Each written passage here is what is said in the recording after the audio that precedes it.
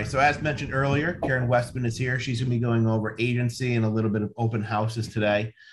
Karen, for those that don't know, manages and runs the Kinderhook East Greenbush office. I think she broke another record. Every month there's a record being broken in her office. An absolutely fantastic manager, but an even better person. So you are all in for a treat today. If you guys have any questions, let her know. And Karen, the floor is yours. Thank you. It's kind of good teaching this in the morning. I've always been the afternoon class, and seriously, agency is the most boring thing to teach. So maybe everybody will be able to stay awake. It's really 26. So that is perfect. I kind of like to just start with, tell me your name, what office you're with, and, why you decided to get your real estate license. So Ray. Name's Ray Lamorticello. I'm at the Niskayuna office with the pleasure of Ryan Clark. Also, I got into real estate because, there's many aspects of real estate. I mean, I do like providing a service, but also like investing into real estate, more so getting my, learning more about it. And, just I really do want to invest a lot into real estate, also, help sellers and buyers, sure, along the way. Absolutely. Get my numbers on the board for Ryan. Taking anything, I've had people take the real estate class that really then never even got licensed, and they just did it to learn, Yeah, it's for their own self about buying and selling a house. Right. Yeah. It's just a great aspect. Real estate's a sure thing, Definitely. Kelly. I'm in the Niskayuna office, and I got into it, I'd say, because my dad's in construction and I was always around that. So I thought that was interesting, but I didn't want to do the physical part of it. So don't blame you. Perfect. Hey, Meg. So I'm in Karen's office. I'm in the Greenbush office. I had started taking the class for real estate as a longer term plan to step away from nursing. It's just kind of turning into a quicker plan than I had intended.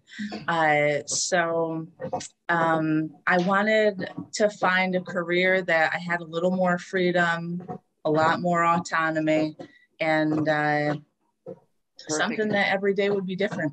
A lot of people in healthcare right now, for multiple reasons, are just getting into real estate. They kind of just fed up with the whole mess. So yep. Great. Not sure, the one that's using the Dell. That's me, Sue Hart. Hi, Sue. Sorry, I don't know how to. Your name doesn't. I'm a little technology challenged, so. No, I am. I'm like the oldest in the entire. I have no idea how to. I'll get my name. I'll get my name up next week. That's another, Yeah, that's another whole thing in itself. Into the 21st century, yeah. What office are you in, Sue? I've always wanted to sell real estate. Like 30 years ago, I probably, maybe should have. I've sold a few houses in my life without a real estate license, just looking up friends, matching people up. So during COVID, and I didn't have a lot going on, my husband and I own the dry cleaners down the street from the Niskayuna office there. We're on the Upper Union Street bid. And so I studied, and I'm on the airline drive office with Stephanie. Okay. Boy, owning a business, what a great way to get business. Yeah, well, I've lived here, you know what I mean? I know a lot of people. I'm a people person. That's probably why I hope to be pretty successful at this. I'm doing an open house on one of my listings on Sunday. Perfect. So got to get my balloons and the sign and all that. Cliche there. So yeah, it's just perfect. Finally did it. If you're not a people person, guys, tough business to be in. So you want to. Chip. I'm Chip. I'm out of Saratoga. And I wanted to get into real estate because I just graduated high school and I wanted to go a different route than college. And real estate's always interested me, and I really also love working with people. So what better field to go into just to get some experience? Chip, a good person to look into too just is Jeff Taylor. He works out of my office. Jeff Taylor and Nick, same thing. He did the exact same thing, and he has done fabulous. So, yeah. I don't know if Anthony's on or not. I'm seeing his name, but Anthony, I know he's been doing this a while, so it's pretty good. I kind of like to say a little bit about me before we get started. So I have my license in a lot of states. Every New England state I have my license in except for Vermont. So hopefully that's going to change so that my people that work in that Hoosick Falls area are going to be able to cross that line. I also broker for the Massachusetts deals. So if you ever do get people that are looking to go into Mass to buy, just give me a call. I'll hit you. I've got agents now licensed in Mass. They work mostly out of my Columbia County office. So the Columbia County office that's our most southern office for Berkshire Hathaway Blake, and we go right down to the northern Dutchess County line. So that encompasses Columbia County, Greene County, down into like northern Dutchess area. Then there's Berkshire Hathaway Searles that meets that point and goes down into Westchester. And then I do all of the Rensselaer County office too. So I kind of go back and forth between a few different offices. And the market's hot right now. Anybody that's working with people from New York City, they're bringing money in right now, and they're cash. They want it out of the city. So big change we're seeing, and some of the stuff that's going on. But it's a great profession. I had my license before, went through a pretty tough divorce, had 3 boys, and anyways, wasn't making ends meet. And that's when I decided, when I was in New York, okay, I got to get my license. Anybody can do this business, but if you can't put yourself out there, it's going to get tougher. I mean, I remember standing in front of Little League fields, the bleachers, and just looking at the crowd and going, okay, somebody here must know somebody looking to buy a cellar house. It got to the point where I could walk on a ball field or into a basketball game and people came up to me, blah, blah, blah. So what can you do, to make this business fun? And, and that's what I try to instill in my agents. If it's not fun, you're not going to do it for very long. So, along with everything else, what can you do that makes this fun? I do a lot of stuff where I teach people to do pop-bys, where they're just dropping stuff off at friends' houses. Especially I found right now during COVID, people have been so inside. They're just, if you come home at the end of the day and there's a thing of wrapping paper at your door that says, let me wrap up all your real estate needs for 2022, people laugh, right? They get a smile on their face. I have agents that, like at Easter, they do peeps. And let your peeps talk, my peeps talk to me about real estate. Just anything, sometimes the dorkiest thing is what puts a smile on someone's face and makes them call you. So, don't lose sight of the fun things. So my class is about agency. Yuck.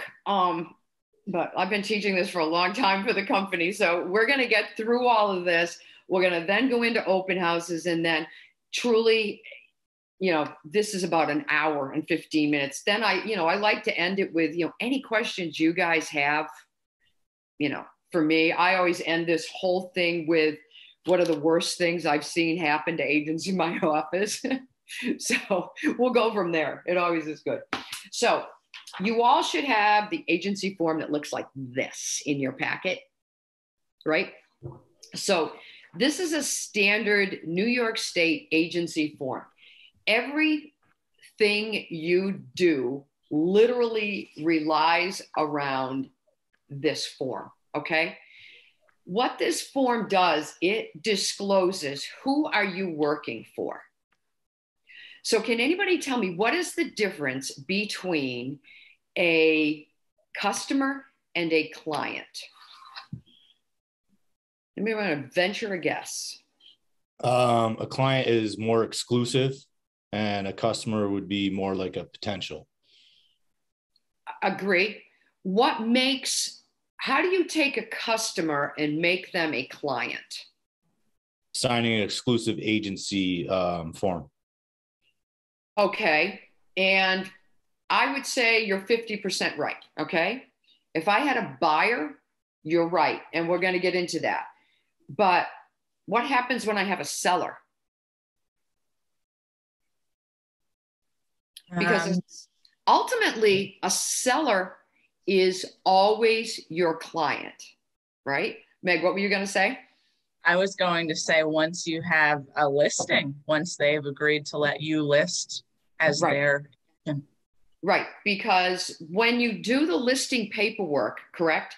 You got a listing contract, which I don't know if that's, you guys have gone over that yet. But part of that listing contract is this lovely agency form, okay? If you look at the back side or the second page of that agency form, this form was provided to me by your name, right? Karen Westman of Berkshire Hathaway, Home Services Blake, you know, BHHS Blake, however you want to spell it out, it's there. Then as a seller, they're going to say a seller, and they're going to check off that you're the seller's agent, and then they're going to sign it, okay? At the point they did that, they're now your client. Plus, they've done all of the listing paperwork, hiring you to, actually, they don't hire you. You represent Berkshire Hathaway, right? They hire the broker. The broker is Berkshire Hathaway. Because remember, when you take a listing, the broker owns that listing. Once that thing is signed, it goes on the MLS, the broker owns the listing. You represent the broker to sell that house, okay? Does that make sense? It's like, you know, it's like we say, at a closing, it's easier this way. At a closing, the check is not written to Ray and Meg. The check is written to Berkshire Hathaway. You then get paid commission from that. Okay, so this agency form is what determines who I am working for. Same thing goes. So who can tell me what dual agency is? Dual agency is when you have two agents in the same brokerage helping a buyer and the seller. Okay, kind of. Or could it be a sell by too? No. Anybody else want to hazard a guess at this one? What's dual agency? One agent When you're representing acting. the buyer and seller. What was that, Kelly? One agent representing the buyer and seller. Yep, one agent representing the buyer and seller. Right, what you were saying is dual agency too, but that's considered dual designated agency, okay? If you look on the agency form, let's say you were taking a listing, okay? So again, it's provided by Karen Westman. It's now got the seller's agent. One of the things you have to ask your seller is, are you okay with dual agency? And they're going to look at you like you got 15 heads, and they're going to go, what is that? Right? And you're going to have to say, that is, you know, and sometimes it's when I would write the contract for both, right? I'm going to write the contract for the buyer and I'm going to bring it to you. It doesn't necessarily mean that that buyer is your client. He can be a customer and you can still write that contract because they're asking you to do it. But you do have to make sure that your seller is okay with you even doing that. Some sellers are just like, I don't care. I want to get my house sold. I don't care who writes the contract. Other people are going to be like, no, I'm not comfortable with that. How can you represent me and get me the most money for my house if you're also over here working for the buyer? So again, when you take a listing and you pull out this agency form, which is part of the packet, you've got to be able to talk to your seller and say, you know, this is an agency form. This states that I'm working for you. You are my client. But when you get midway down that form for advanced informed consent to either dual agency or dual agency with designated sales agents, complete the section below. You've got to now be able to talk to your seller in what I call layman terms, because if they start reading this, they're not going to know what you're talking about. So you got to be able to take this form, dissect it for them. So dual designated agency is, are you okay, Mr. Seller, if someone else from when Berkshire Hathaway Blake brings the buyer to your property? Everybody says yes, okay? If they say no to that, you really didn't explain correctly, because if they say no to that, they're basically stating that they're taking 400 agents in our marketplace and not allowing them to show the property. Okay. So again, that piece is pretty standard. Everybody says, well, of course. When you're talking dual agency with them, now you're talking, again, you've got them as a client. The buyer may be a client. They may only be a customer. But again, some sellers are not going to be comfortable with that. I usually find that elderly people, I think I'm getting up in that range, but whatever we're going to consider elderly. So today it will be 70 and above. So 70 and above, we're going to consider elderly. Did you like that, Chris? Okay. So 70 above, we're going to call elderly for this class. And you may find, a little bit more confusion. I mean, you get somebody, 85 or so, they may not understand it and they may need you. I mean, they've hired you because they need you. You may be able to, right at the get-go, not even bring up dual agency to them because you personally don't feel comfortable. You're going to have to give these people 100% of you, and you need someone else. So then if somebody came into an open house, you may say, if these people are like, well, I want to put an offer in, you know what, let me give you to another agent in my office. Right? So you're going to get a little bit of commission off of it. You're going to get a referral, but you're going to give it to Meg, and Meg is going to write up and represent them. You'll also find sometimes people in the more high-end homes, they don't want you messing around with the buyer either. They want your full, again, it's really going to come down to you and the seller as to how they want to work that. If they're fine with dual designated, then you're going to check that off on the agency form. If they're fine with informed consent to dual agency, meaning that they don't care if you write it up or not, then you're going to check that form. So now immediately going into this listing where your representation has got to be. Okay? We'll get into it a little more on an open house too. This is a form we also have to have at an open house. Because again, you're at the open house, that seller is your client.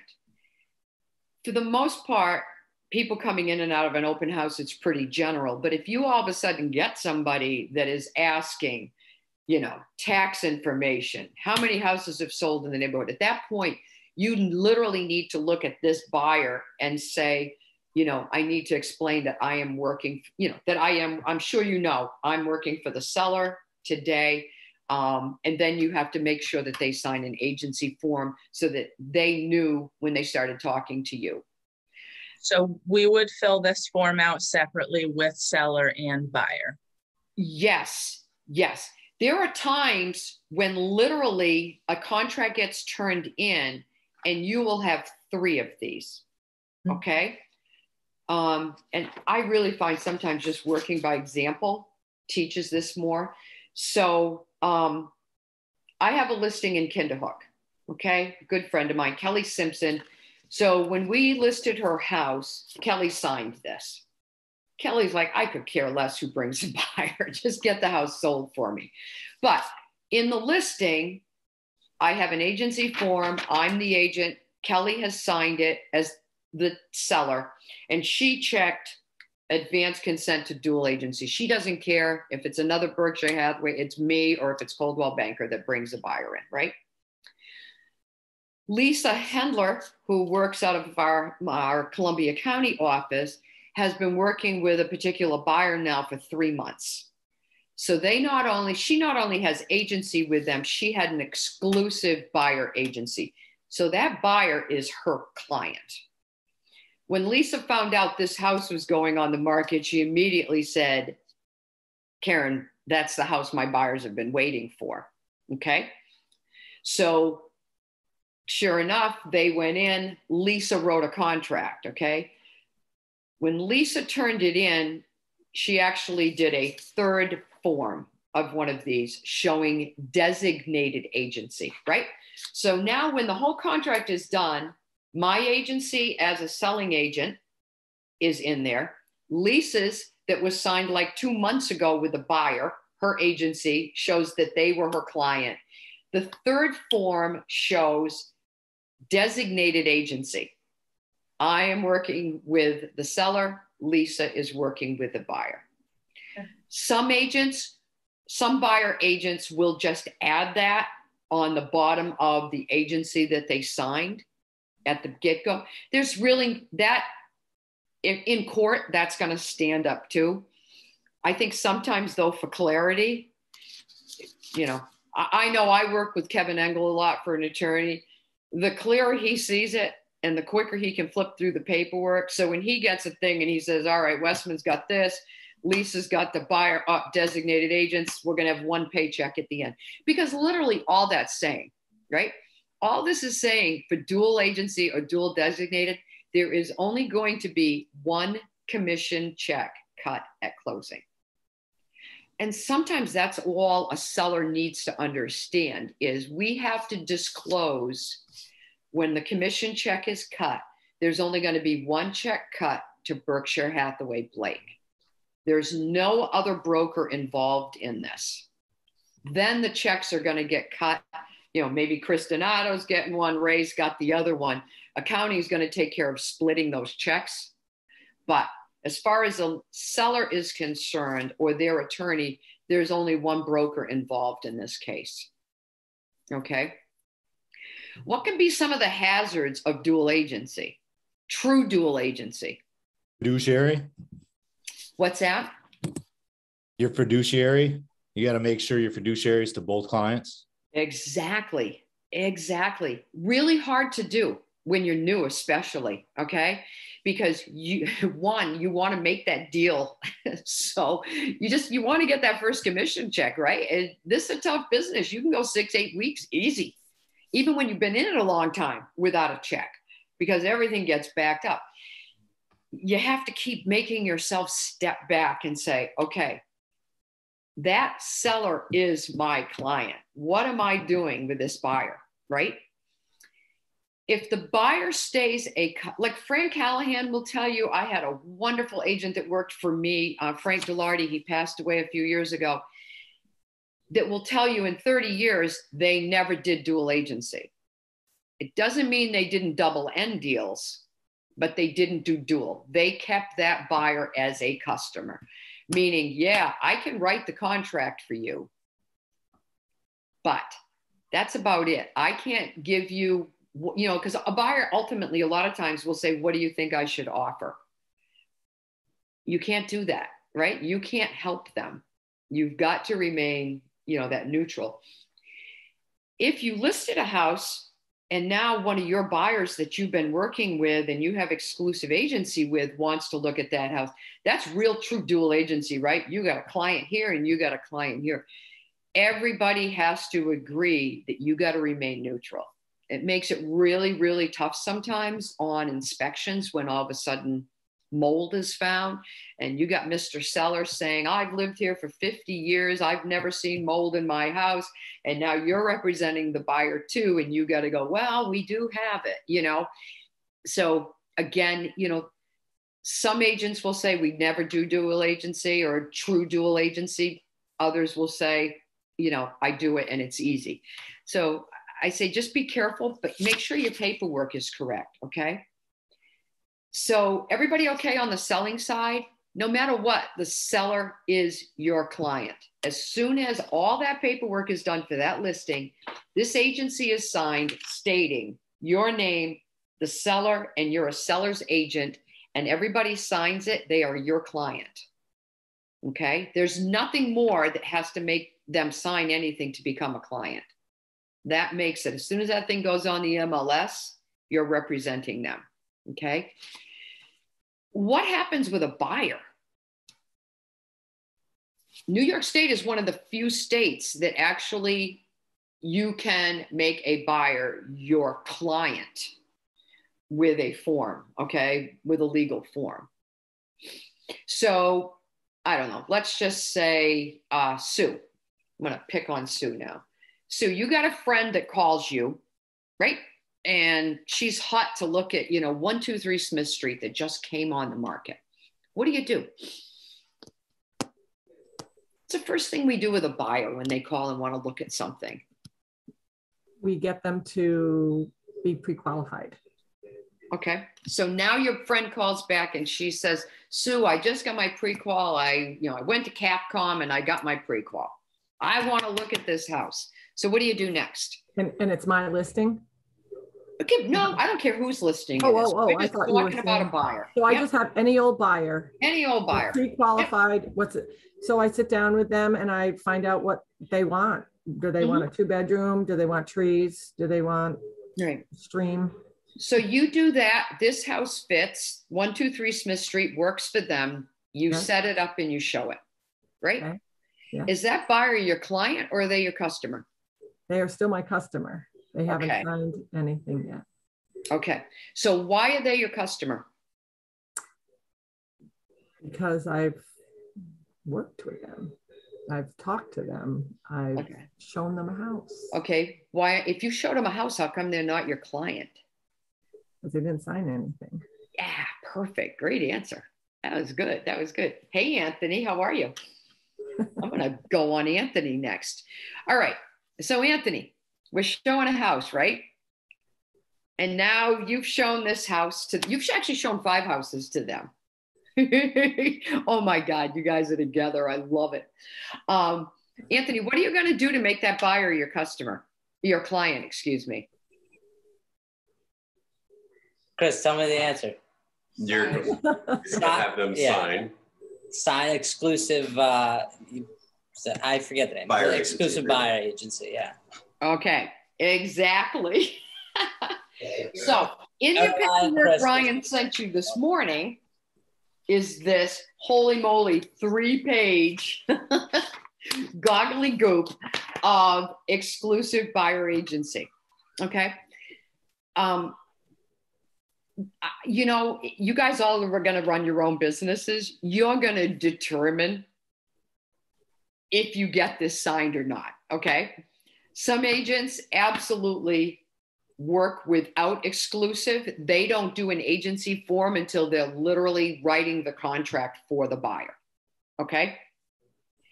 I will tell you this. I've been doing this, oh my God, way too many years. If you don't learn to get exclusive buyer agency signed with people, you will at some point lose a deal. And like I always tell my agents, come crying to me. And there's not a darn thing I'm going to do to help you. Because as soon as you say, I showed this buyer 25 houses, and I just found out they bought a house through the agent at an open house this weekend, I want part of my commission.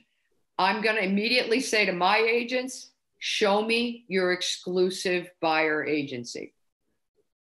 And always that agent goes, well, I didn't get one. They were my good friends. They were my cousin. They were my aunt. They were this.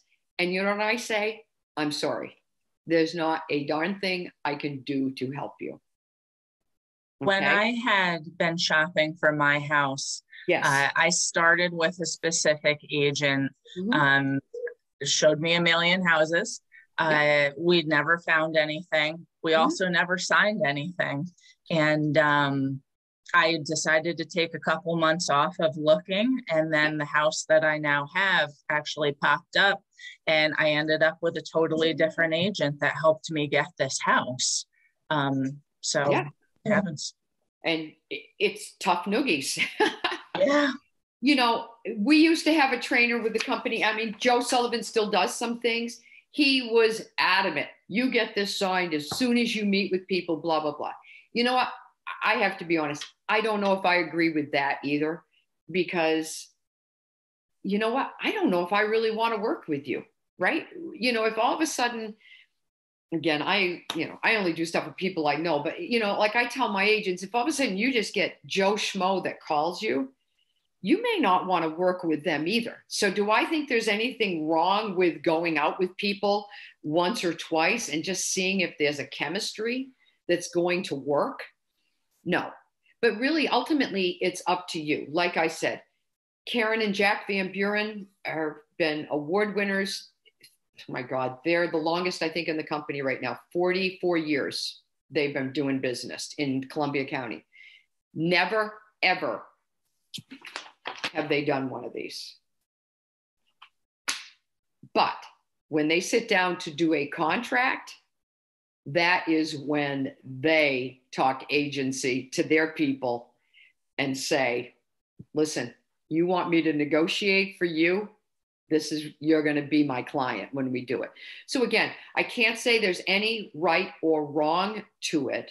Just remember, if that buyer is not your client, you can't give them all the information that they need or that they may ask for. Okay? If this buyer you've now taken out 2 or 3 times sees a house on Washington Ave that they're really interested in, they want to know comps and they want to know this, they need to be your client. You can't be giving out that type of information unless you're working for them. I think one of the reasons these things don't get signed is agents don't know how to give themselves enough value. If you can't be confident in yourself and have value in what you do, it's very hard to get someone to sign one of these, right? If you're just going to go, well, you know, we should get this signed. That way you're my client, blah, blah, blah.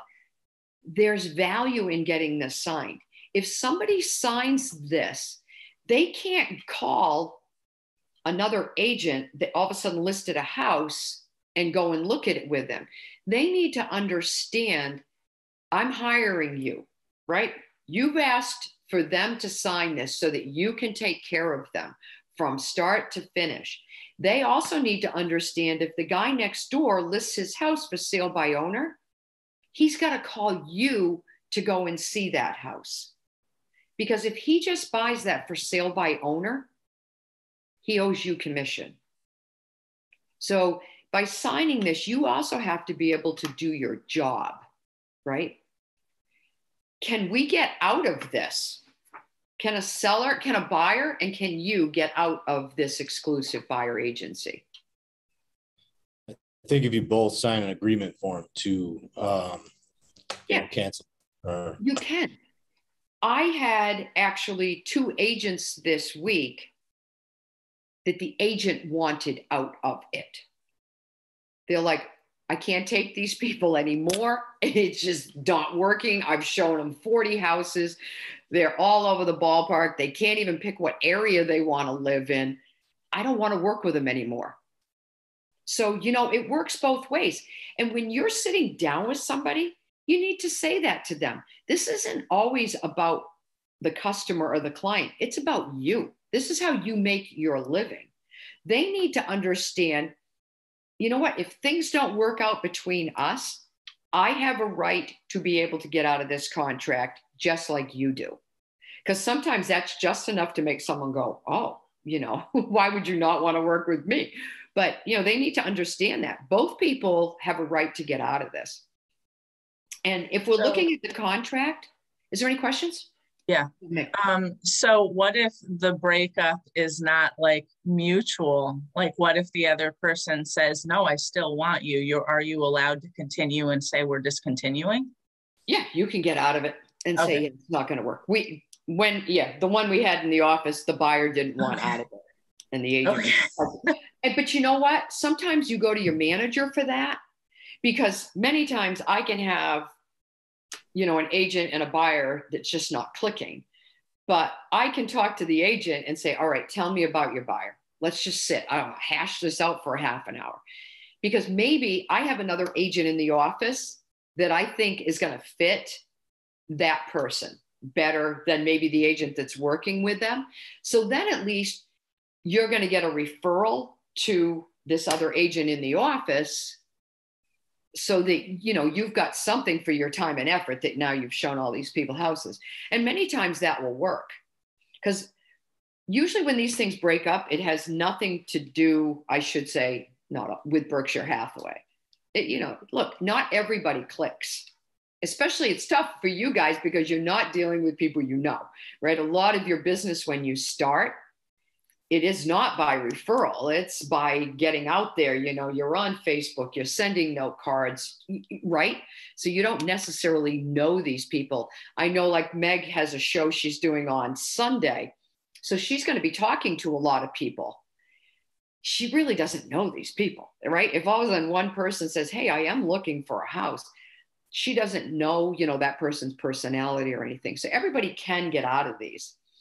The one thing that is a little mind-boggling on this, and if you go to page 2, you have to put in that you're not going to get paid any less than an amount. Okay, it's right at the top. Offering to cooperate, but in any event shall be paid not less than. Right at the top line. What is your percentage? Is there a right or wrong on it? What do you think? Hey, Chris, I'm going to ask you. What do you think?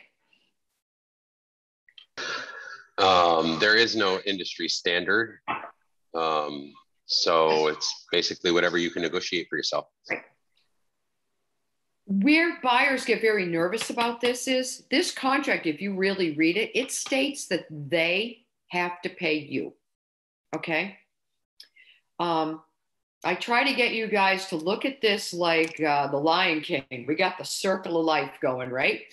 So as that circle is going, does the buyer really pay commissions? Think about a transaction, right? We go to contract, you got your seller, you got your buyer. Who gets the mortgage? Isn't it mostly from the seller point of view where you get the commissions usually? Yeah, but I think sometimes it's easier when we're explaining this contract. You're right. But the mortgage itself comes from the buyer, right? Circle of life. The buyer is bringing the money to the table that then the seller takes out of his proceeds and pays the broker. So when a buyer says, well, this says no matter what, I have to pay you.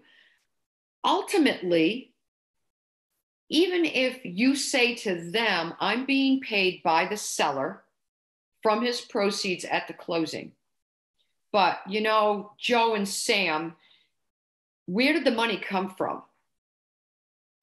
The money came from them. If the buyer doesn't bring the money to the table, the seller's not taking money from their proceeds and paying you, right? It's all got a circle. If the buyer doesn't bring the money to the table, the seller has no money to pay the commissions. So in my brain, every time I do this, the seller's always, oh my God, blah, blah, blah. But reality is the money got to the table because of the buyer that's sitting on the other side. The seller has to remove their proceeds to give to you. Now, the reason these forms have to be very explicitly explained to your buyer is because going back to that for sale by owner, you're working with Jerry and now next door neighbor puts his house for sale by owner and Jerry runs over to talk to his neighbor. This is the exact house I have been looking for. Okay. They strike a deal. Jerry signed exclusive buyer agency with you. Jerry now owes you commission. Okay. Most of my agents in that commission spot will put 2.5% because that is pretty much the standard norm for what a co-broke gets. Okay. I have other agents in there that will put their paid, they'll add to it whatever is offered in the MLS. There is no wrong or right. Joe Sullivan that I mentioned before, he used to say you put 4 or 5% in there. Ultimately, you're running your own business. Do I think there's a right or wrong? No. I personally wouldn't want my agents to put anything less than 2.5 because to me, that's the standard co-broke in the MLS. If you ever start working downstate, more Columbia, Dutchess County, a lot of those agents offer 3%. So again, that's why a lot of my agents put 2.5 or whatever the MLS is offering. But again, you've really got to explain to your buyer, they have to call you. They have to call you. If they see a house, if they go to an open house and they really liked it, they need to be signing you in as their agent. Because if you're a real smooth operator at an open house and there's a couple really agents out there that Those agents will talk your buyer into signing a contract with them right there. They'll say, oh my God, we've had 25 people look at this house. I think I've got 5 offers coming in. If we write your contract right now, I'm going to be able to get it to that seller before these other ones get in.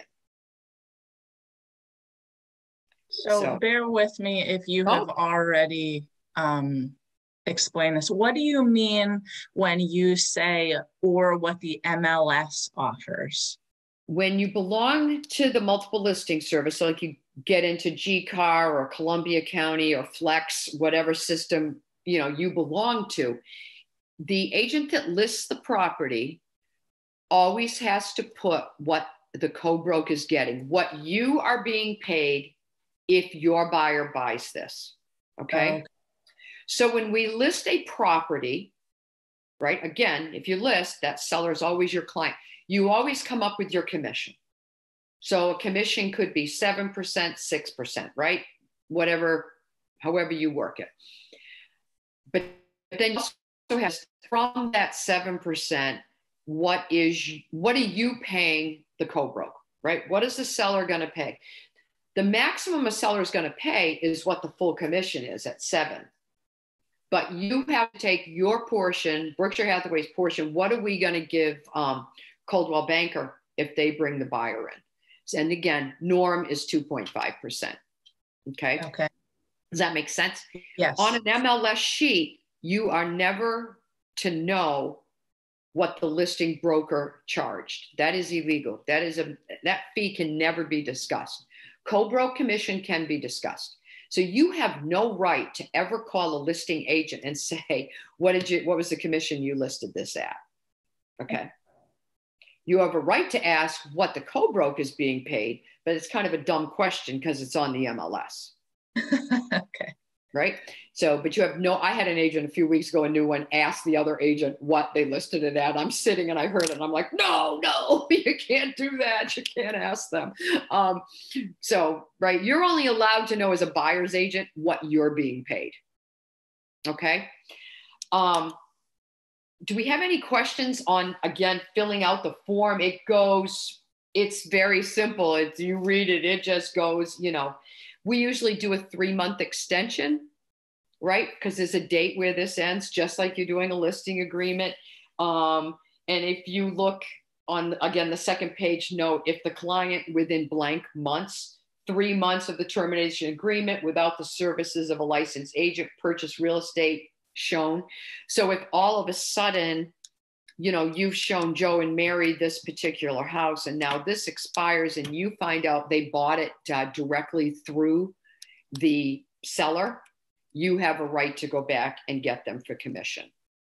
When something like that happens, you have to go to your manager because it's the manager that has to handle it. Okay. I'm going to give you a scenario, try to follow it because it pretty much explains this in entirety, and it explains regular agency. Agent in my Kinderhook office, Lisa Hendler, listed a 2-family down toward Hudson. The first day it was on, an agent from another broker called, set up an appointment. Because it was a 2-family, Lisa had to be there. So Lisa showed up. The buyer, working with this other broker, asked her multiple questions, which is not unusual on a multifamily either. Do they have leases? Do they have this? Is the owner paying for snow removal? So she had all those questions. This guy asked. By that afternoon, Lisa had a full priced offer from this broker. Okay. Everybody signed it and it got approved. It went to attorneys. And again, I'm not sure where we are with contracts with you guys, but once a contract is signed, you have a amount of days called attorney approval time, okay? During attorney approval time, my agents use 3 days. During attorney approval time, anybody can back out of a contract for no reason. If the contract has not been approved by attorneys, the buyer can back out for no reason. The seller can back out for no reason. Okay. So this contract got approved, say on a Monday. I mean, not approved, got signed on a Monday, got sent to attorneys. Tuesday afternoon, this buyer showed up in our office, asked for Lisa. Lisa was there, and he said, I just want to let you know I'm backing out of the contract. And he goes, you were so helpful for me yesterday. I wanted to tell you, but I know you're going to be hearing. Sure enough, by Wednesday morning, Lisa got something from the seller's attorney stating the buyer's attorney had canceled the contract. Okay. That contract at this point is null and void, right? It has been canceled. In the original contract, there were 2 agency forms. Remember the first one, that 1-page form? Lisa's was in there stating she was working for the seller. This broker's agency was in there stating he was working for the buyer. 3 months went by, and this man showed up in the office again, the buyer. Lisa was not there. Karen Sheffer was on duty. Karen didn't know who he was and said, may I help you? He said, I am interested in this 2-family in Hudson. Karen, knowing this man was, probably from the city, took him into the office in the back room, went over agency with him and said, because this property is listed with another agent in my office, explained, right? This is going to be dual designated agency. Would you like me to be your exclusive agent on this deal or any other 2-family that we may look at in the area? And the man said yes. And he signed the exclusive agency. Karen sets up the meeting, goes down, shows the property. Lisa has to be there, correct? Because it was a 2-family. Lisa recognizes this buyer and goes, oh my God, this is the buyer that pulled out of this 3 months ago. So Lisa called me and I said, look, he signed exclusive agency with Karen Sheffer, said he's never seen this form before, and actually sent over to myself, because now I got involved, because I also don't want Karen getting in trouble if the other agent had signed exclusively with him. He actually sent us an email where he fired the other agent. So blah, blah, blah. The contract goes through, it closes. 2 days after it closed, I got a call from the broker of this other company. You owe my agent 2.5%. So I said to the broker, do you have agency? And he sent me that first little form, right? And I said to him, that was nice. He was working for your buyer on that one transaction that fell apart. Do you have exclusive agency for your agent that you can send me? And his response was, we don't use those in our brokerage. And I said, then you get no commission, because my agent has exclusive, he is her client. And it ended. Okay. So sometimes, little scenarios make this a little bit easier to get. So again, if you've worked with a buyer and you don't have exclusive, you sit down to do a contract, absolutely, when you do this 1-page form, you can check buyer's agent. You're their agent for that one transaction. If that transaction falls apart, maybe you don't win. We're in multiple offers and stuff right now. You don't win. That deal falls apart. That buyer can go work with Ryan Clark and do a deal. You get nothing. Okay. But you're only going to get people to sign this exclusive buyer if you can be able to explain to them why they should sign it, right? Why should they sign it? One, because then you're working for them solely, right? I can give you comparables. I can be at Stewart's and hear somebody say, boy, that house flooded across the street from us the other night. And I can call you and say, this is what I heard. It may not be true, but let's call the fire department. If they aren't your client, you can't be telling them information like that. That's hearsay. If they're your client, you can tell them anything you hear and say, let's figure it out and let's check on it, right? So there's all kinds of reasons. Not only that, on inspections, I am going to be negotiating for you. Anything that's $1,500 or more for a single item, I am going to be your negotiator. Some buyers are going to say to you, well, why would you do that? Don't you make more money, right, at the higher price? Yeah, you do. But your job, once you're hired on by them, is to get them the best deal on the house. All right. Any questions at all on agency or exclusive? A contract, when it gets turned in, only has to have this first page, this form. This exclusive buyer is between you and your buyer. My offices, when a deal closes, my admin always reaches out to the agent and says, hey, did you have an exclusive buyer with them? If you did, send me a copy. I'm just going to throw it in the file before we put them away for the end of the year. It doesn't have to. An attorney never needs to see this. Okay? This is between you and them. This only has to be produced in an issue, kind of what I just explained, what happened when Karen Sheffer closed the deal and this other broker called and said, hey, my agent gets 2.5 of that deal. Okay? For the sake of CYA, yeah. How long would you keep that form in your records? Until the government says you can throw those files away. Yeah, and it keeps changing. Gosh, I always keep my stuff 5 years, but I think it's 3 now. But I mean, one of the reasons in our office, we say, you know, at any point, if you just want to open up a file and stick it in there, you go and do it. Then, you know, there's always a backup. It's there if needed. Okay. Any other questions on agency? You know, look, the big thing is everybody needs to know who you're working with. Chris.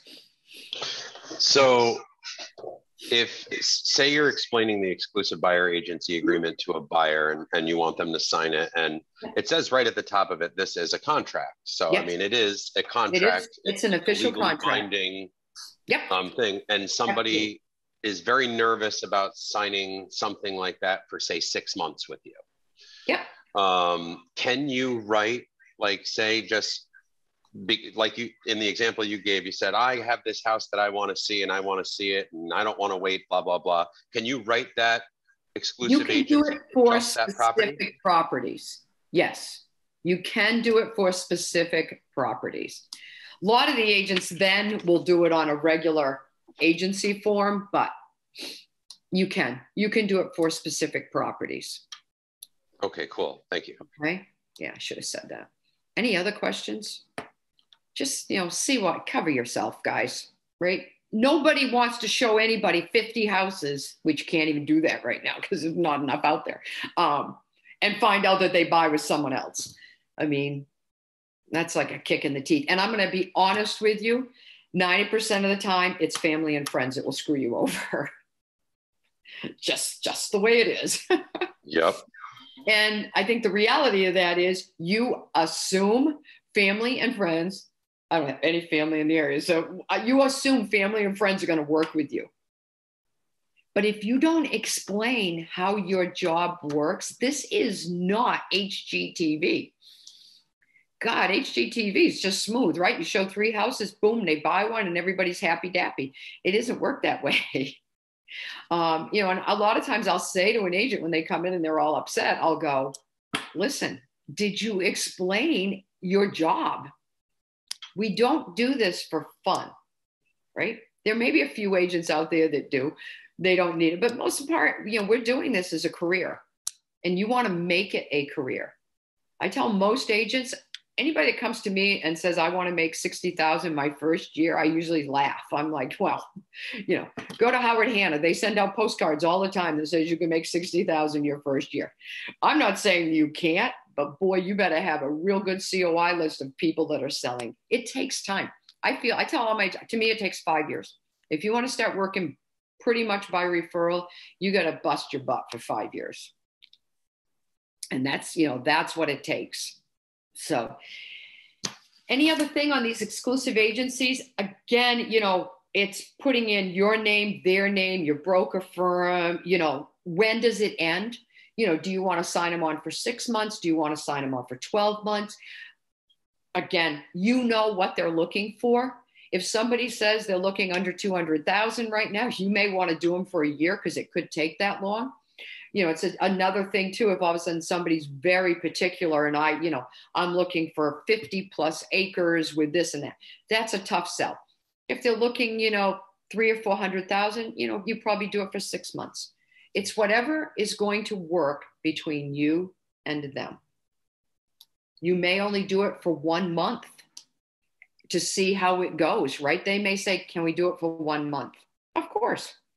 And then we'll talk about it toward the end and let's see how we all get along. And then again, it's that 3 month period, what your fee is going to be, again, 2.5%, or again, you may just want to put whatever is being offered in the listing. This gets in, obviously, fair housing. You have to follow all the rules. Property listed with a broker, with the same brokerage, you've got to get into dual designated agency with them. And again, number 10 is early termination. I don't like you, you don't like me. Let's get out of this, right? How do we do it? And, just to reiterate, if that does happen, make sure you talk to your broker or your manager. They may know someone in the office. It's going to work much better. And it may just be somebody started out looking, in New Lebanon, and now they're up in Clifton Park. This agent down in New Lebanon may not want to be traveling an hour. It may be better off, to reach out to someone in Clifton Park. That makes more sense because that's now where they're looking. Okay. I got a question on that. The co-broke. So I know the co-broke is always the standard is 2.5, and that's mainly what you write. But you want to look, because like Yankee and stuff, I mean, some of the more discount broker, I'm probably not even supposed to bring up names, but whatever. If it's a discount broker, you sometimes want to check because again, their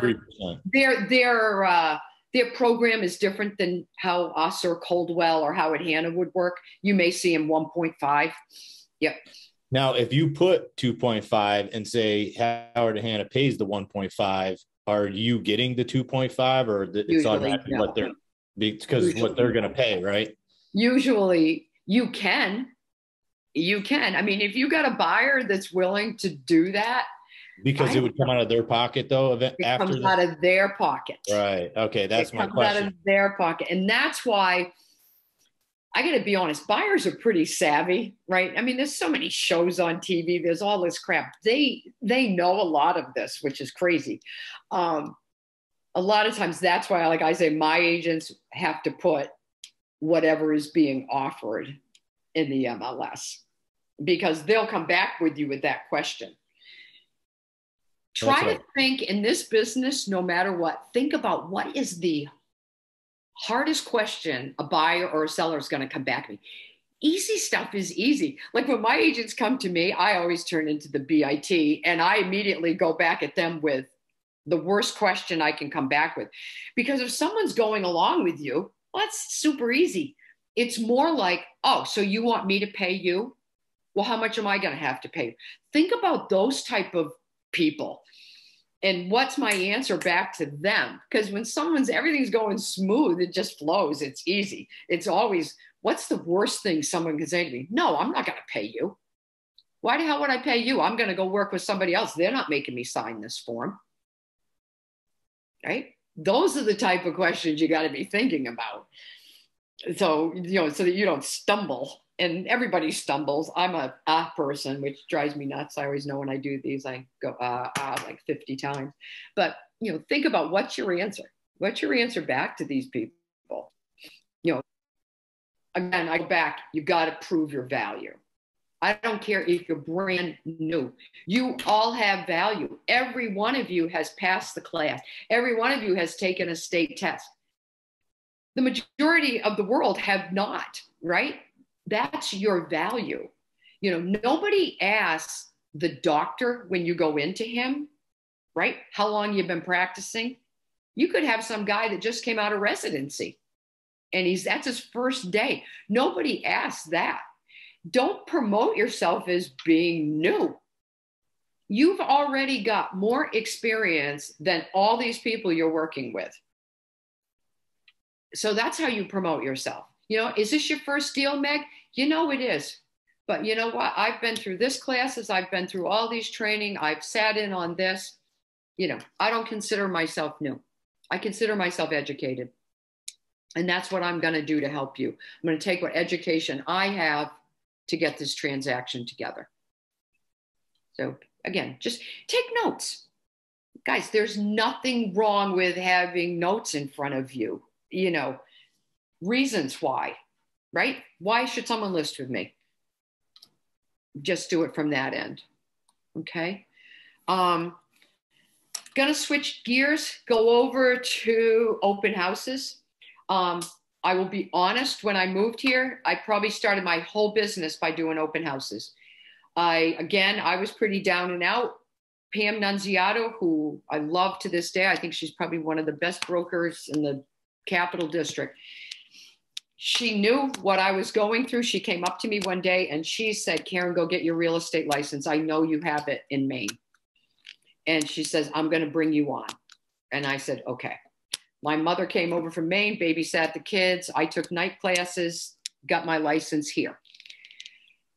She worked for her husband, who was new construction. So the deal became, I'm going to do open houses at all the resale, right? Because that's where new construction agents make their money.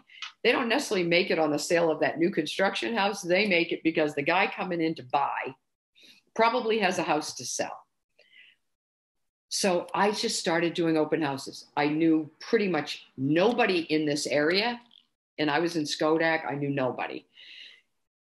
But you know what? I love people. And I know I can chat with about anybody that comes into an open house. I also took some things I did when I was in Maine doing real estate. And I also love to bake. And I also had a bunch of kids. So my thing was, I would ask my sellers, are you okay if I bake while I'm at the open house? And almost everybody would go, yeah, that would be great. So I would do apple pies. I would do anything like that. Well, number one, apple pie makes your house smell amazing when people are coming in. I always did 2 pies. So one was I would hand out. Now, remember, this is pre-COVID. You know, so you could give people an apple pie or a cookie that wasn't individually wrapped. And then I would leave it for my sellers when I left, and I would take 1 pie home for my kids. It's kind of like you were doing double duty. With that, how many of you have been to an open house?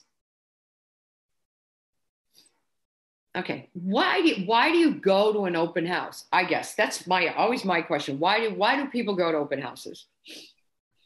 Get buyers. You do it. You do an open house to get buyers, but why do you think buyers go to open houses? Sometimes they go to them, or I've been to them over the years because I just want to see the house. It might be my neighbors. I want to get in the house and see it. I agree. Curiosity I'm not even in the market sometimes. Right. I agree. Hey, Chip, you're young. Why would you go to an open house? Well, why do you think? Well, personally, I would just go to get some experience, just to literally see what's going on, because I have no clue 100%. What, you know. Yeah. 100%. So in my offices, most of the time I tell my new agents, go to as many open houses as you can. Not just Berkshire Hathaway. I don't care who's doing it. It can be Joe Schmo broker that's got one. Go, right? Take notes. What did this person do that this person didn't do? I had an agent that worked for me, and I will tell you, her name is Joan Rapp. Oh my God, she had been in the business forever. Joni was crazy. If I sent you to 5 opens and Joan was doing one, you would have probably all come back and say Joan Rapp was the best one there.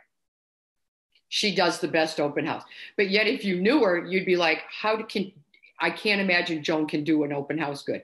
People loved going to her open houses. She was friendly. She didn't follow people around, right? And that's how I feel. To me, I feel on an open house, people don't go to an open house on a regular house. I am not talking an 1800s house in Kinderhook that's got $1 million worth of antiques. I'm talking the regular house. People like to go through them, right? They don't want to be followed. They want to answer questions. They want to get some questions. They want to see it. They may not like it, right? But they go in anyways. Neighbors love open houses. They're nosy. They want to see what Sue did to her kitchen. I've been seeing, Testo's kitchens at that house. By God, I'm going in, right? So to keep things legal, when people go to an open house, they have to sign in, okay? So Ryan put this one in. This is a sign-in sheet. There's all kinds of sign-in sheets, guys. What works for you? One of my agents, Wendy Gross, she literally has a book. She has every person that has ever signed into an open house in the 6 years she's been doing this. Okay, that's how she keeps track of people. That's how she does it. Again, people have to sign in. You're at an open house and somebody comes and says, I'm not signing in. What do you do with them? Chris. You can put their information in a separate area. Some people don't want their name and information on the same thing as everybody else. Chris, I'm not signing anything. I am just the neighbor, Chris. I'm just the neighbor. I don't even want them to know I came into the house. Well, then we have a fiduciary duty to kind of unfortunately tell that person that we can't let them through the house. I mean, an open house is an open invitation to see the house. It's not an open invitation to not identify yourself. Absolutely. That is perfection. Okay. Guys, if somebody doesn't sign in, and a lot of times all it takes is for you to say to this person, the neighbor, because I'm telling you, most of the time it's going to be the neighbor. You say, if I listed your house, would you want me to just let people in and not know who they were? All right. I have some agents like Libby McKee. They work more down in Dutchess, Westchester area. Libby not only makes people sign in, she takes a picture of their license plate when they're parked in the driveway. And again, she does some pretty high-end houses. And look, can somebody lie? Of course they can. I mean, look, we don't know you hope that most people are honest, but reality is you don't know. She does do that. She takes a picture of their license plate. She's my only agent, I think, that does. Are they aware that she's taking the picture? Or she tells them. Okay. Yeah, she tells them right off the bat, just to keep, this is how my seller wants me to run this. So if you would please sign in and, I am going to take a picture of license plate. Obviously, if somebody says to her, no, you're not taking a picture of my license plate, she also then says to them, then I'm sorry, you can't come into the house. Okay. Should we ask for their email, a phone number? I do. Like this sign-in sheet here, this is not one I use, but it's close. It's got a name, email, phone address. The one I use also says, are you working with another agent? Okay. Because remember, when this open house ends, there's got to be some sort of communication. Right. If, Sue, you have exclusive buyer with your buyer and they go to this open house, they need to know to put your name down, because if I'm running that open house, I need to call you back, not that buyer. Oh, okay. Your client came into my open house, they seem to really like it. If you'd like to take them back into the house, that would be great. Okay. So the buyer comes in, they sign in. Again, take a look at different sheets, go to other open houses, see what people are putting down, right? For information. What information would you like about them? On our site itself, I think there's like 3 different open house sign-in sheets. Admins can make up whatever you want for you. too, you know, what works best for you. You may do one and then say, man, I wish I had had this on my sign-in sheet. Big question I ask is this: how many of you, well, I guess no, how many days would you give it before you call back? You do an open house Sunday afternoon. If anybody wants to come to one, I'm doing one at 20 Indian Maiden Pass in Altamont on Sunday. If you want to stop by, I'm doing it 12 to 1:30. It's my son's best friends. So how long should I give it before I call everybody that comes back? I'd say 5 days. 5 days. Okay. Anybody else got a?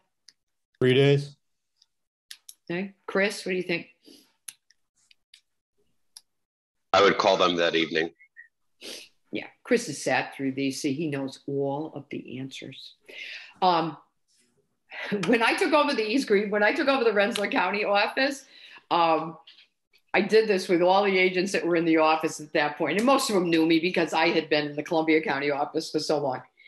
They were all told to wait 3 days. I told them, and again, pre-COVID, 20 years ago, I'm going to increase everybody's business here by a certain percentage. And the way we're going to do it is you're going to run open houses and you're all going to come into the office, right? After the open houses. And I spent probably 20 Sundays sitting in the office, and agents would come in after their open house and I would make them call back everybody that came in. So I did it. I said at 5 o'clock, I want everybody that did an open house in this office tonight. And they all came in with their sheets at like 5. So now everybody's had like that 2 or 3 hours, right? That's been, and they called back. And guess what? Everybody's numbers went up. Whoever calls back first wins. This is a complete numbers game. This is a complete, I am big into sports. This is a sporting event, right? If you don't react first, in my area, Ed Brewer from Howard Hanna, he was Realty USA then, he was my competition, right? Ed is going to call back.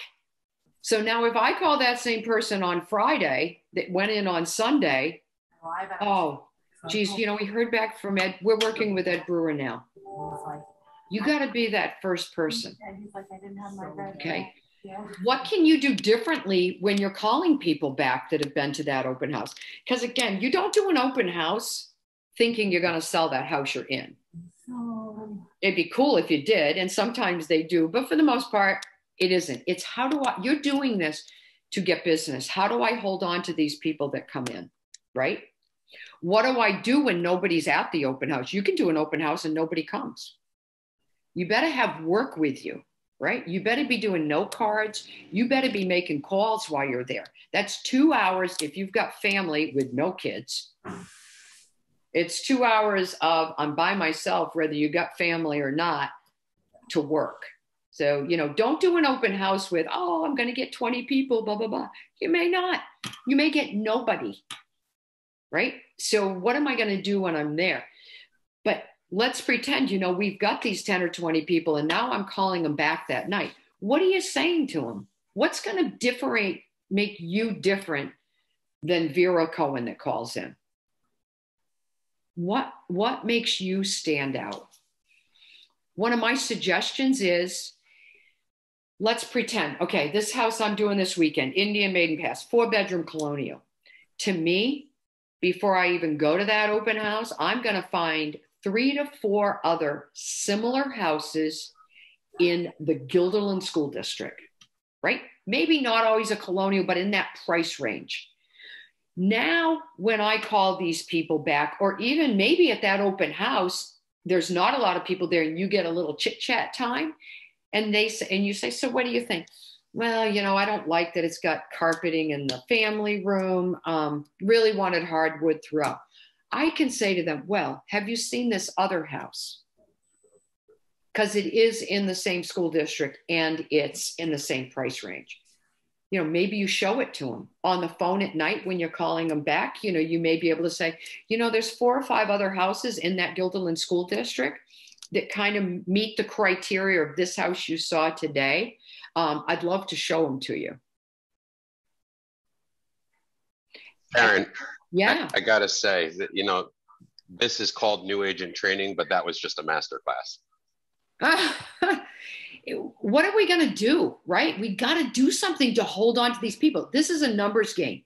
Before I do any open house, and I will tell you my number is already set for this weekend, my brain says I am going to get 15 people to this open house, and I am going to hold on to 5 of these people. They're going to become mine, which is great for me because what I do as a manager, I then team up with a new agent in my office, and they take over that buyer with me helping a little bit on the side, and they get paid commission when it closes. But have a number. You know, look, I'm a big Red Sox fan. We have sucked the last 2 nights. But don't tell me when the Red Sox go out and take the plate, they don't have a goal to try to win the Astros to make it into the end game. Have a goal. Everything you do is about a goal. And if 10 people come through and I'm going to hold on to 3 and now you hold on to 4, you won. It's all about winning, right? If you go to this thing and you got nothing, you got nothing, right? If your goal is 0, big deal. What are you looking for? If your goal is 5 and you get 5, you won. If you got 4, you still did okay. But have a challenge. What is Kelly going to say when she calls people back that another agent may not take the time? Some agents will call back and just go, oh, you know, thank you for coming to 20 India Maiden Pass today. Is there anything I can tell the seller that, you know, may help them? No, you know, it just didn't work for us. You know, we don't like the room layout. Oh, well, thank you. I'm not going to work with Kelly. If Kelly called me back and said, hey, thank you for coming to my open house today at Indy and Maiden Pass. You know, is there anything I can tell my seller that may help us, you know, with this? Well, you know, blah, blah, blah, blah, blah, blah, blah, you know, but this is why it didn't work for me. Then I'm immediately going to say, you know, there's 3 other houses in that same area that may meet your criteria. Have you seen such and such? Well, no, I haven't. Well, then you know what? I would love to be that agent to show you that property. Could you see it maybe tomorrow or Tuesday? What's your schedule looking like? Now they're going to stay with you, right? Maybe they just say the taxes on this house are too high. Then you're going to say, you know what tax bracket, you know, are you looking to stay in? Something that's going to keep you, get their, you know, maybe you get their email. You know, I'm not going to bug you, but if I have your email address, I'd love to just stay in touch. If something comes up, this is a tough market right now, you know, I'm going to be the first one to get to you. Okay. I don't know. You got this crazy thing. This is cool. So this is kind of fun. Items to remove from your house. This makes you look like the genius when you got a seller. Okay. It'll also make you feel better when you're doing an open house. Look, there are creepy people out there. I don't care where we go. There's creeps. You've got to make sure when you list a property that you go over some of these items with your seller, right? I need this removed. I need that removed. You know, before we start showing, we let people in. Older people, you know, have got medications. Let me tell you, if someone wants to get a hold of a medication, go to an open house. Go to a listing. Say, I got to use the bathroom, right? These people are going to open up a medicine cabinet. You know, make sure sellers understand that, you know, get a Tupperware container, whatever, Rubbermaid, all your medicines go in that. So every time you leave the house now, it goes in the car. I was doing an open house for one of my sons and his wife. And I kid you not, my granddaughter had gotten an ear infection that morning. They came home, amoxicillin. They didn't think, they stuck it in the medicine cabinet. That night after the open house, Kylie came home and guess what? There's no amoxicillin in the medicine cabinet. You're not going to go to the bathroom with people, right? So these items have got to be out of the house.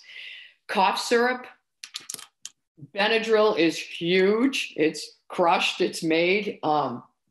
Obviously guns, everybody knows about. I mean, guns have got to be out in my area. Everybody hunts, you know. And most hunters are really good about it. They know they're all in locked cases. But again, these are things you got to go over. Knives. Amy Falk in my office had an issue a few years ago. She's the one that got me to add, you know, like the butcher blocks with Cutco knives. If she goes into a house to do an open house, she immediately takes them and puts them like in the oven. because again, she had an incident, made her very nervous. So I've added that to the list. Pesticides, jewelry. God, people cannot leave jewelry in drawers. They will get looked at. Knickknacks. I did an open house for a man a few years ago.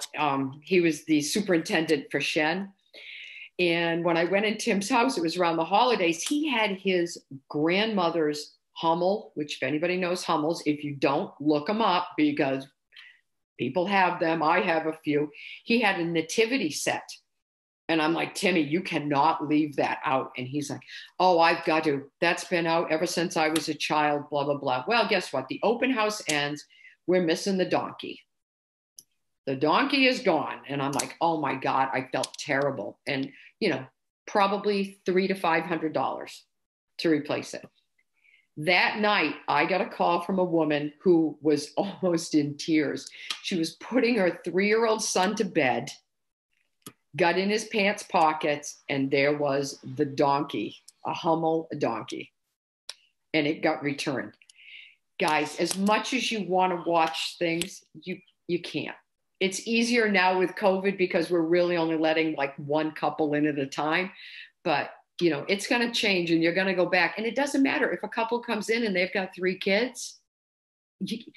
As much as you or they think they're watching, kids are quick, man. They're good. I'm not a big fan of having whipped cream cans in the refrigerator. We've had multiples of those stolen. E-cigarettes, matches. Here is the best one. My son is a narcotics. He's the youngest narcotics undercover in New York State history. Nutmeg is the biggest drug of 12-year-olds right now. 4 teaspoons, or is it 5 teaspoons of nutmeg will give those kids a high for about 6 hours. Now that we know about it, we have had nutmeg stolen out of about 9 houses. So be aware, it's a spice. You know how people leave spice racks out? Be aware, we don't allow it in our office anymore. If they're gonna do an open house, nutmeg is out the door. I know these sound stupid and a lot of it's redundant, but think about it. If you sit with your seller and you start going over a little list like this, and they've interviewed 2 other agents, I guarantee those other agents never went over any of this. Make yourself known. Bath salts, felt tip markers.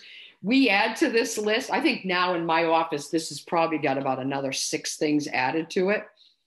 But just be aware, you know what? If you're reading the paper and you see stuff that's really out there, add it to the list. Send them to me. I love it. I get agents from all over now that send me stuff. Hey, this just happened. Add it to your list. But again, be aware of some of these crazy things. It also just makes you look so important, like what you're doing and that you care about them. No seller wants to get in trouble because of something crazy like this. Also when you're doing an open house, if someone creeps you out when they're in there, I don't care, man or woman, there are people that just make you uncomfortable. Get out of the house. Don't go down the stairs first in front of people. They go down before you go down after them. If you don't like going in basements with people, then you know what? Turn the light on, let them go down and take a quick look around, especially if it's not finished. But, be aware of your surroundings when you're doing these things. I know a lot of you guys live more in, neighborhoods. My area, we've all got 10 acres or more. So, when my agents are doing open houses, for the most part, there's nobody around where they are. But be aware, go into this, what can I do to help somebody? So my story for this, as I always end them, the first open house I did for Pam Nunziata was in East Greenbush area, little ranch, whatever. I'm sitting in it. And in comes this girl, and her name is Kayla. And she kind of came in, looked at the house, and then she sat there. She sat there for the entire open house. And she was young, right? She was probably in her 20s. So now it's time to end the open house. And I got kids. I got to get out of there. And I'm like, is there anything I can do to help you? And she goes, yeah, my mom is a real estate agent in, it was either Rochester or Buffalo. And she told me I needed to start going to open houses and just sitting and watching the agent that's doing the open house. And that's how I would find the agent that I want to work with. She then went on to tell me that she had sat at like 7 or 8 open houses. And she then asked me if I would represent her to buy a house. That's awesome. It was sweet. Since that time, she was an FBI agent. She bought not that house. We got her like a little condo, right? She was single, little condo. But guess what? She got married. We sold the condo. I sold his house. They got married and bought a bigger house. Then he also was, with the FBI. They got transferred to Newport, Rhode Island. So now I sold their house on Loretta Lane in Schodack. Since that time, I've done those 3 houses for them. I went to their wedding. I've been invited to all their kids' baptisms, and they have moved 9 times with the FBI. And Stephanie Kuva has done every single relocation they've done. And that was 20 some years ago. So, if you're at an open house and you're not in a good mood, you better put one on. Because if you're a grump, you're not going to get anybody.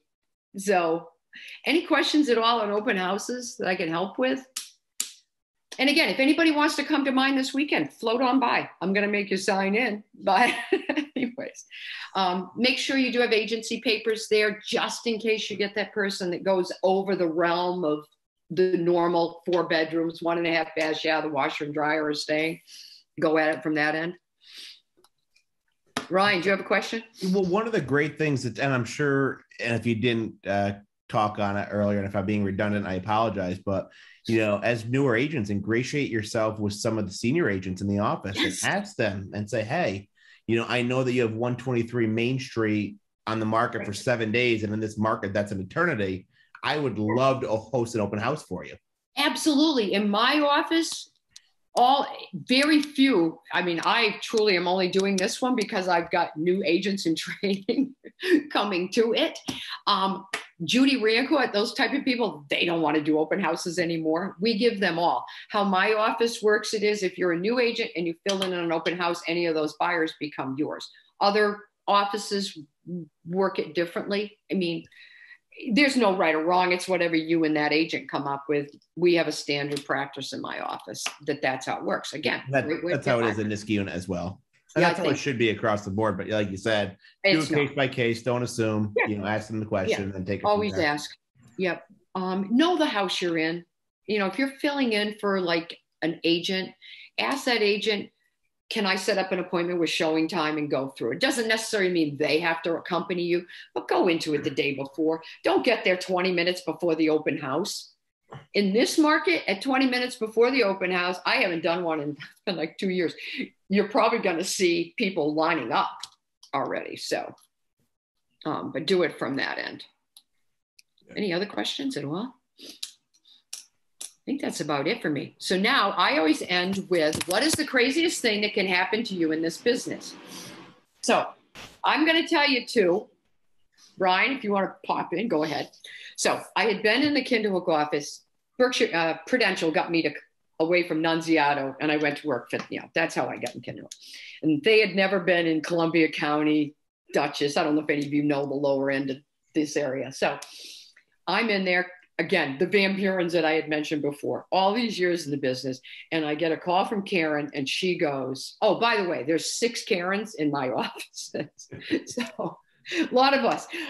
Karen calls me. She goes, hey, I'm at such and such a house and the seller's dead in bed. What do you want me to do?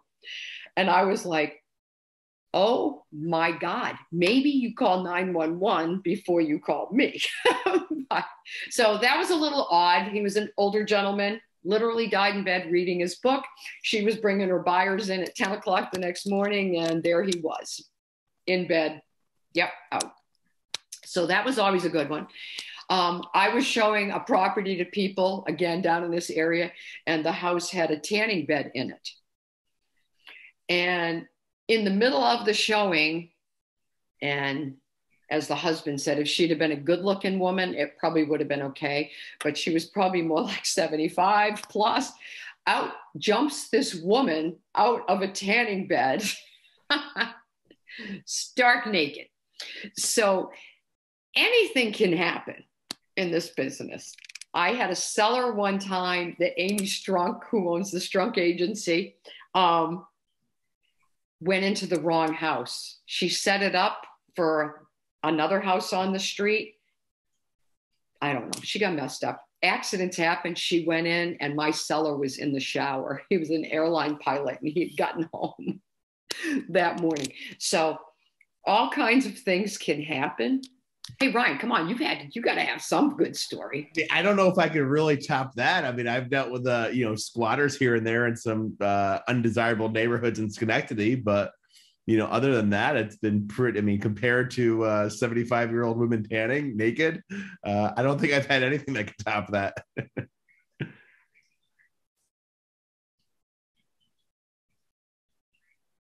Or something. But yeah, be careful on that. But guys, this is a business that I'm not going to say anybody can do it. There's a reason why, what is it? 18%. I don't even know what the number is now of the agent, do 80% of the business.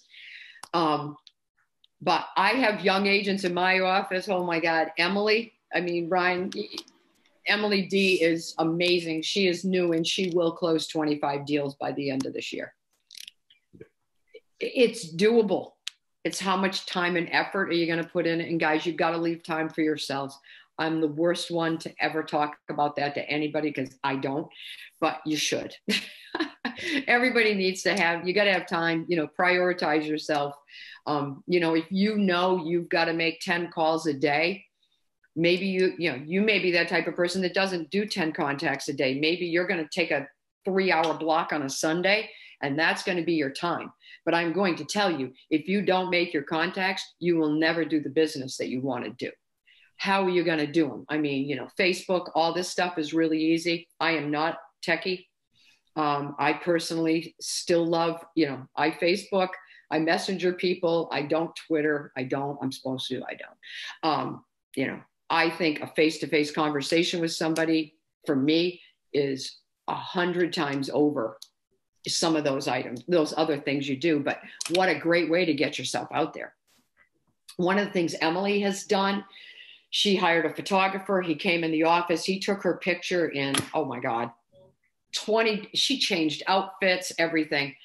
So she's constantly changing up her post on Facebook. Constantly, it's got a sold sign, it's got this, it's got her working at a desk. These things don't cost a lot of money. I think it cost her, she hired Cody, who does a lot of our photography on her house. I think he charged her $50 or something, or maybe she had a friend do it even, I don't remember.